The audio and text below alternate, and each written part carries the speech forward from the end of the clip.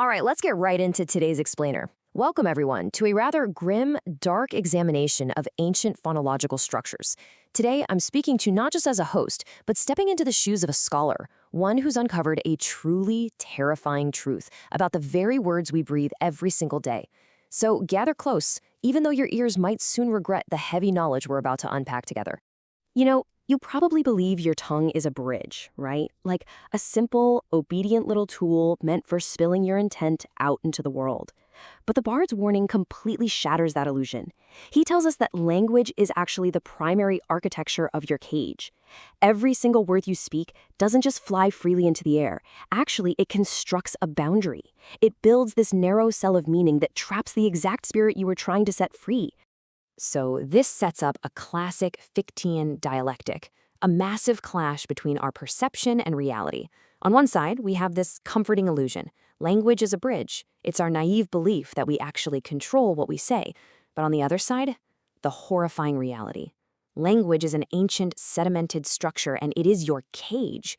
You are not the master of your speech. We are all just tenants, living inside a structure of ancient sounds that were built long before our ancestors even learned how to weep. To really wrap your head around this, I want you to picture something for me. Imagine looking at an invisible, stringless lute. Now, despite having literally no strings, it's humming with this terrifying frequency. We call this the philological void. And what it proves is that the music of our speech doesn't actually live in the vibrating air around us. No, it lives deep within the changing, rotting roots of your verbs. Whenever you listen to this humming, you're basically inviting dead syllables to breathe again. Okay, moving into our first major theme, the origins of linguistic decay, where we'll be exhuming the dead root. Fair warning here, as we dig into the history of speech, we aren't finding pure origins.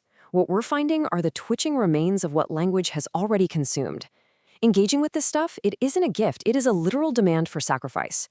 To truly hear this ancient song, you have to completely surrender your illusion of agency. You have to realize that you aren't speaking, you are being spoken by a predatory force that cares absolutely nothing for your survival.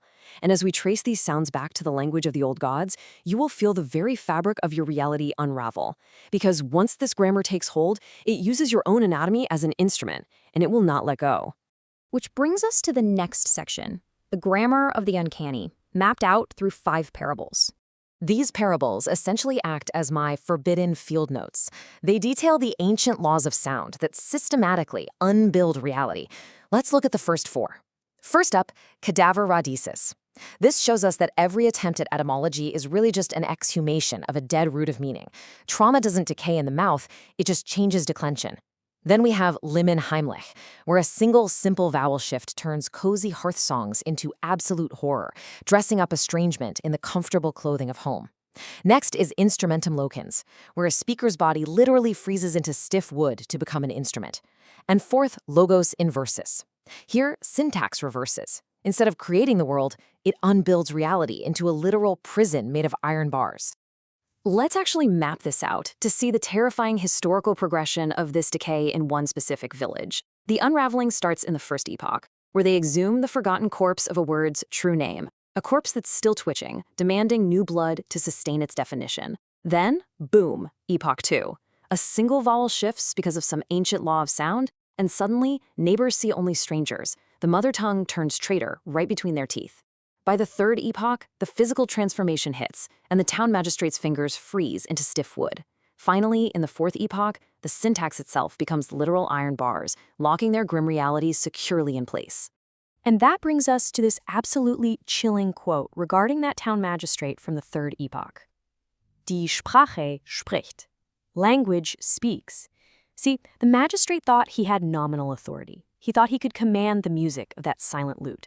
But he discovered way too late that language is the one doing the speaking. It only needs human lungs and human anatomy to serve as its resonance chamber, completely consuming the speaker to maintain its own song. Now we arrive at the Fichtean synthesis of it all, the total theft of the noun. We've reached the horrific climax of this descent, which brings us to the 5th and final parable, Furtum Nominus. This is where we see the grammar's ultimate goal realized. It's not just about trapping you, it's about the complete and utter destruction of the self.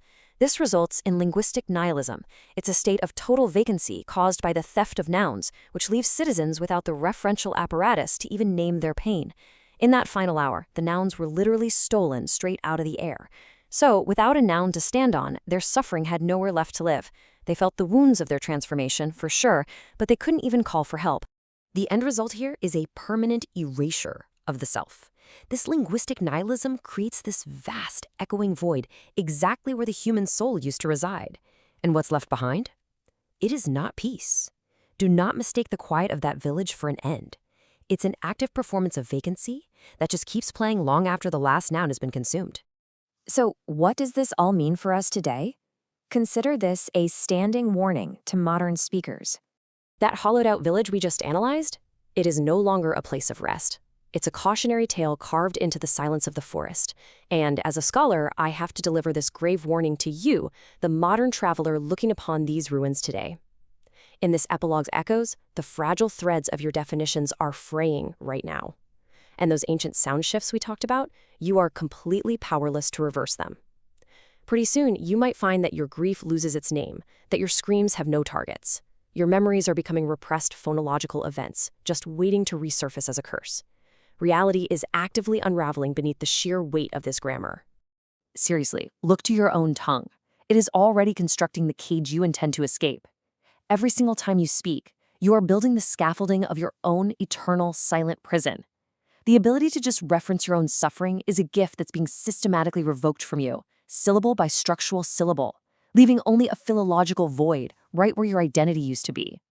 Which leaves us with this final, rather terrifying question to ponder.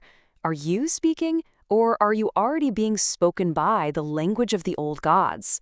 The song hasn't truly ended, you know. The terrible quiet is simply playing in the spaces between your heartbeats.